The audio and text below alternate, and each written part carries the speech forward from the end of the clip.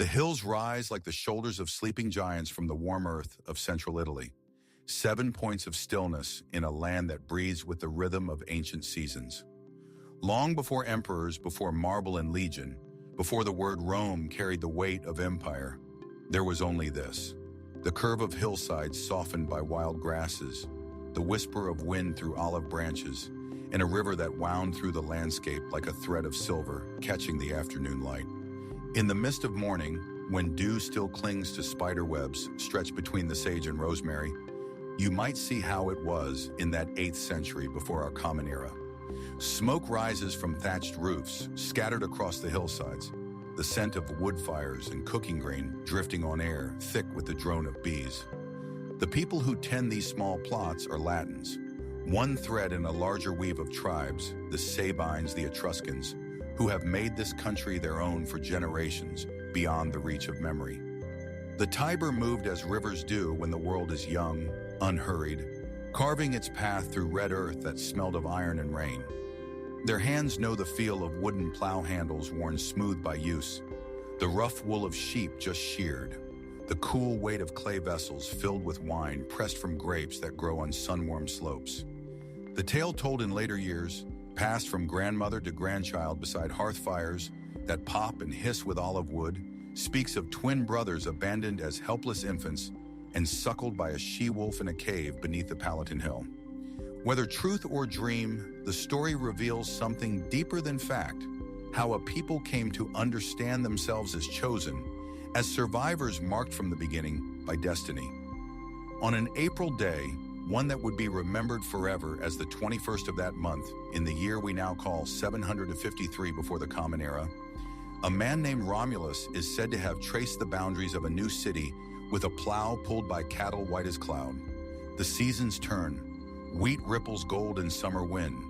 Winter brings rains that swell the Tiber until its voice becomes a roar, its waters brown and urgent, carrying branches and earth toward the distant sea. This is the rhythm of survival, the eternal conversation between seed and soil, between human hope and the mysterious favor of forces beyond seeing. In those earliest days, Rome was nothing grand. Imagine instead the creak of wicker gates, the thatch that rustles overhead when wind comes up from the river, the morning sounds of goats bleating and children laughing and men discussing the best time to harvest. Homes built of timber and mud brick cluster on the hillsides, their doorways hung with cloth dyed in muted reds and browns. This is the age of kings, a span of 2.5 centuries that will blur into legend even as it happens. The first rulers concerned themselves with water and walls, with the placement of stones to honor Jupiter, who commands the thunder, and Mars, who governs both war and the turning of fields. The furrow he cut in the earth was a promise, a declaration that here, on this hill where a wolf had shown mercy, something lasting would take root. Between the 7 hills lie marshy lowlands where frogs sing at twilight and mosquitoes rise in clouds, places that will remain wild and wet for lifetimes to come. Time moves like honey poured from a jar, slow and golden. Rome grows. The Etruscans, whose cities to the north glow with wealth and knowledge, bring gifts of technique and beauty.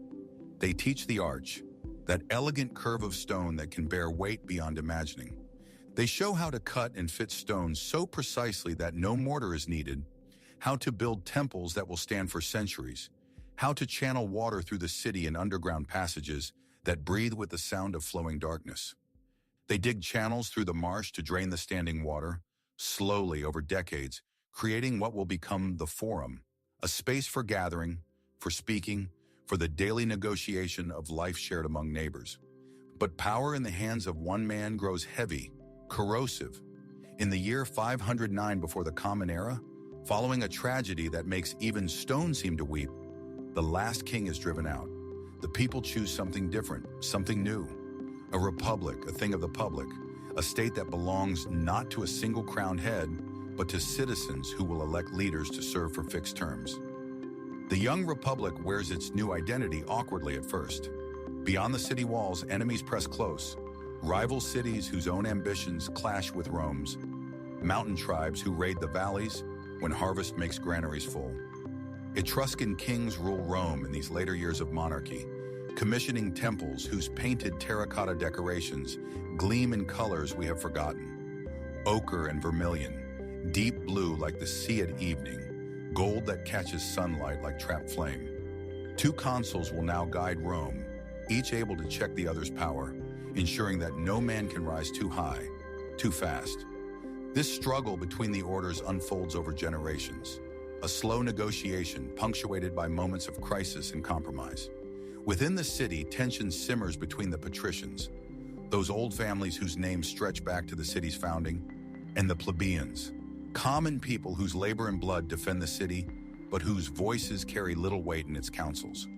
While citizens argue in the Forum, soldiers march on dusty roads.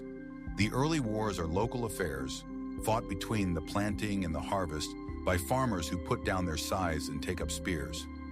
Rome's enemies are neighbors, the Etruscan cities, the mountain Sabines, other Latin communities who watch Rome's growth with suspicion that hardens into fear. The plebeians win their victories one by one. The right to elect tribunes who can protect them from arbitrary power, the creation of written laws displayed in the Forum so that justice is no longer a secret known only to aristocrats, access to offices and priesthoods once reserved for noble blood. Each victory is a stone added to a foundation, making the Republic more than it was. Then come the Gauls, warriors from the north whose arrival feels like a nightmare made flesh. They sweep through Italy with the force of a summer storm, their long swords and wild battle cries overwhelming a Roman army at the River Allia. The city burns. Victory comes measured in miles. Each battle a test of endurance, each siege a contest of wills that may last through seasons of heat and cold. From those ashes, Rome rebuilds. Year by year, campaign by campaign, it brings the other peoples of Italy under its authority. But Rome conquers with a peculiar genius. It offers membership, not just submission.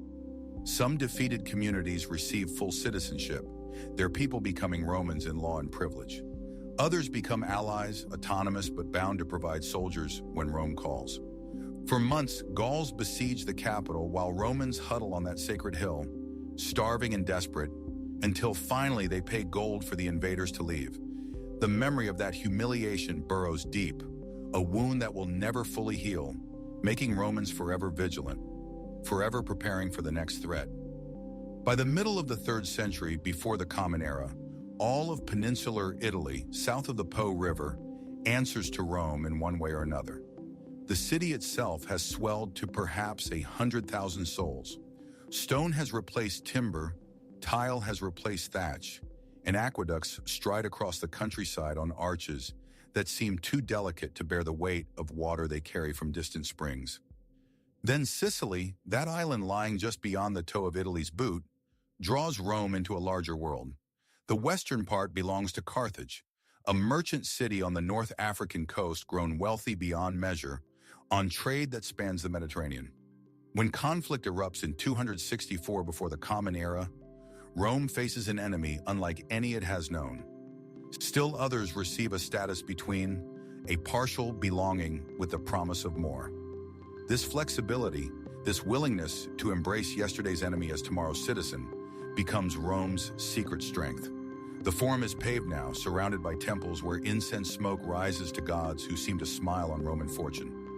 Carthage commands the sea with fleets of ships rowed by thousands of oarsmen, vessels that can ram and sink enemy galleys or grapple and board them with marines. The peace lasts a single generation before war erupts again, and this time Carthage sends Hannibal. His plan is audacious beyond reason. March an army from Spain, through Gaul, over the Alps themselves, and descend into Italy to fight Rome on its own soil. Rome builds ships, hundreds of them. It trains crews who have never seen the sea. It learns through disaster and determination, losing entire fleets to storms and enemy action, but always building more, always trying again. For 23 years, the war grinds on, exhausting both sides until finally Carthage yields Sicily and Rome finds itself master of its first overseas province. In autumn 218, he does exactly this, bringing war elephants over mountain passes where snow already lies deep, emerging into the Po Valley like a force from legend. But Rome refuses to surrender. The Senate will not negotiate while an enemy stands on Italian soil. New armies are raised from boys barely old enough to carry a shield and old men who had thought their fighting days behind them. Roman strategy changes. Instead of meeting Hannibal in open battle, generals shadow his army, cutting supply lines, denying him the decisive confrontation he needs.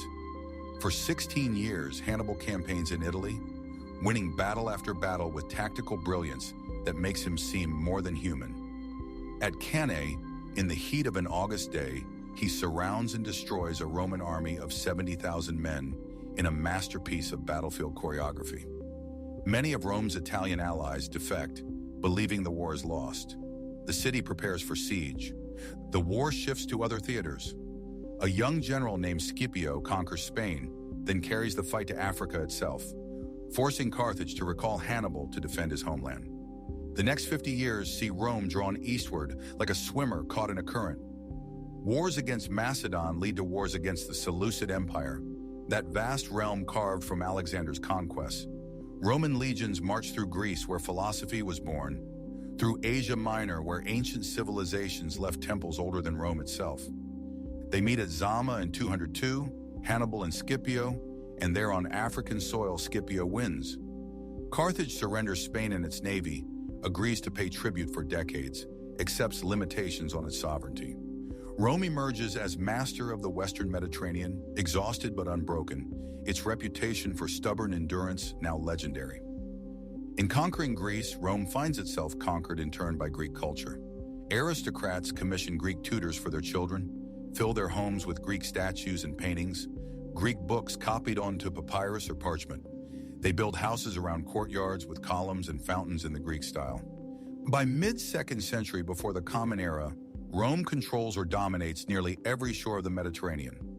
Carthage, which has rebuilt some prosperity despite its defeat, is destroyed completely in 146, its buildings razed and earth sown with salt in a ritual curse. They defeat phalanxes in cavalry, war elephants in chariots, armies commanded by generals who have read treatises on warfare that Romans have never heard of. Roman literature begins to bloom in Latin, but following Greek forms, epics and histories, comedies and tragedies, poetry that sings of love and war. Success brings corruption. Wealth pours into Rome from conquered provinces, tribute and plunder, slaves and precious goods. The gap widens between rich and poor. Small farmers, once the backbone of the army, sell their land and drift to the city, where they join crowds dependent on grain distributions and public entertainments. The last century of the Republic becomes a spiral toward chaos. Ambitious generals command armies whose loyalty is increasingly personal rather than to the abstract ideal of the state. The Gracchi brothers, tribunes who try to redistribute land to the poor, are murdered by conservative opponents. The same year, Roman forces destroy Corinth and Greece, demonstrating that no city, however glorious its past, is immune to Roman wrath if it defies Roman will. The political system creaks under pressures it was never designed to bear. Pompey clears the Mediterranean of pirates, conquers the East, returns to Rome as its most powerful man. Julius Caesar conquers Gaul in campaigns of stunning brilliance, writing dispatches in elegant Latin that serve as both military reports and political propaganda. The Civil War ranges across the empire. Caesar defeats Pompey at Pharsalus in Greece. Pompey flees to Egypt and is murdered as he steps ashore, his severed head presented to Caesar in a scene that makes even the victor weep. Caesar becomes dictator, reforms the calendar, plans new campaigns, accumulates power and honors. Marius reforms the army, opening it to propertyless men and creating professional legions that will conquer Gaul and Britain. His rival Sulla marches on Rome itself with his legions, an act of sacrilege that becomes precedent. When the Senate orders him to disband his army, he crosses the Rubicon River with his legions, speaking words that will echo through history. The die is cast. The assassins hope to restore the Republic, but they have only created a void. More civil war erupts. Mark Antony and Octavian, Caesar's adopted heir, defeat the assassins and then turn on each other. Antony allies with Cleopatra, brilliant Queen of Egypt, last of the Ptolemies. Octavian positions himself as defender of Roman tradition against Eastern decadence. On the Ides of March, 44 before the Common Era, senators stab him to death, his blood pooling on marble floor. At Actium in 31, Octavian's fleet wins, and Antony and Cleopatra take their own lives in Alexandria. Egypt becomes Rome's possession. Augustus rules until 14 of the Common Era, establishing the imperial system that will endure for centuries. He reorganizes provinces with professional administrators, replacing corrupt governors. He creates a permanent army stationed on frontiers, with elite Praetorian Guard to protect the emperor. He beautifies Rome, boasting he found it brick and left it marble. Octavian faces a delicate problem: how to hold power without appearing to destroy the Republic. His solution is a masterwork of political theater. He claims to restore the Republic while retaining control of army, provinces, and finances. The Senate grants him the name Augustus, the revered one, and powers that make him emperor in all but name, while preserving republican forms. Under Augustus and his successors, the empire reaches its greatest extent. Legions push to the Rhine and Danube, conquer tribes in Germania and Pannonia, cross the Channel to Britain, where mist-shrouded warriors paint themselves blue with woad. In the east, they hold the line against Parthia. Under his patronage, poets create works that will outlive empires. Virgil's epic of Rome's founding, Horace's odes, Ovid's tales of transformation. The Mediterranean becomes Mare Nostrum, our sea, and for 2 centuries, peace and prosperity spread across its shores. This is the Pax Romana. Roads built for legions carry merchants and pilgrims, ideas and fashions. A merchant from Syria retires in Spain. A philosopher from Greece teaches in Rome. A soldier from Britain serves on the Danube and settles in Asia Minor. Latin and Greek become common languages binding diverse peoples in shared culture. The emperors who follow Augustus are varied. Tiberius, capable but dour, retires to Capri. Caligula, nicknamed Little Boot as a child among the legions, rules erratically before assassination. Claudius, despite physical disabilities, conquers southern Britain. Nero loves Greek culture and persecutes Christians before revolts drive him from power. The 2nd century brings what later ages call the 5 good emperors. Under Trajan, the empire reaches its greatest territorial extent, conquering Dacia and briefly Mesopotamia. Hadrian consolidates rather than expands, building his wall across northern Britain. The year 69 sees 4 emperors in civil war, but the empire survives. The Flavian dynasty restores stability. Vespasian and his sons build the Great Colosseum, that vast amphitheater where gladiators fight and exotic beasts are displayed and killed for roaring crowds. The 3rd century becomes a time of crisis. The empire faces pressure on multiple frontiers: Germanic tribes north, the new Sassanid Persian Empire east, internal chaos as generals fight for the throne. The empire briefly splits into 3 parts. Inflation spirals as emperors debase coinage. Marcus Aurelius is a philosopher emperor whose meditations, written in Greek while on campaign against Germanic tribes, remain classics of Stoic wisdom. Yet challenges mount. Defending endless frontiers strains the treasury. Plague sweeps the empire in Marcus Aurelius's reign, killing millions. His son Commodus proves erratic, and his assassination in 192 brings more civil war. Cities that were the empire's glory begin to decline as trade contracts and the wealthy retreat to fortified rural estates. Yet Rome endures. Aurelian restores unity, reconquering breakaway territories and building new walls around Rome itself, acknowledging the city is no longer safe from external threat. Diocletian undertakes sweeping reforms, dividing the empire into eastern and western halves, each ruled by an Augustus with a junior Caesar. He attempts to stabilize the economy and reforms army and taxation. So night settles over the 7 hills where this story began. The Tiber flows as it always has, patient and eternal, its waters silver under moonlight. Constantine, victorious in yet another civil war, makes 2 momentous decisions. He embraces Christianity, which has grown from persecuted sect to significant force, making it a favored religion. And he founds a new capital at Byzantium, renaming it Constantinople, strategically positioned between Europe and Asia. The stones remember everything. The foundations laid 27 centuries ago still hold weight. Stars emerge one by one above the Forum, where generations argued and decided the fate of peoples, above the Palatine, where emperors slept in marble halls, above the roads that still stretch toward distant horizons, carrying echoes of legion footsteps. Let these images accompany you into sleep. The warm glow of oil lamps reflected in polished marble, the sound of a fountain in a garden courtyard, water falling into water in endless conversation.